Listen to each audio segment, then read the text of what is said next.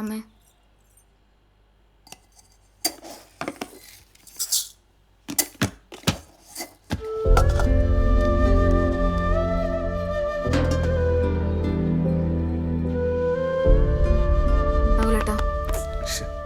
നകുലേട്ട എണീച്ചേ.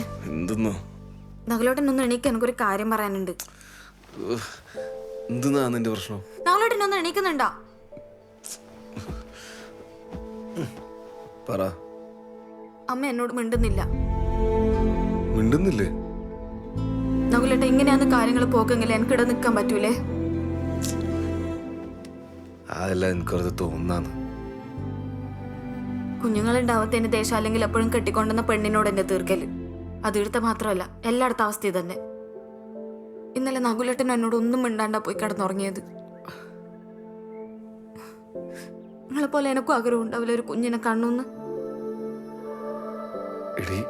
ഞാൻ അങ്ങനെയൊന്നും ഉദ്ദേശിച്ചല്ല. ഞാൻ കുറെ ആലോചിച്ചു നകുലേട്ട, നമുക്കൊരു ഡോക്ടറെ കാണണം.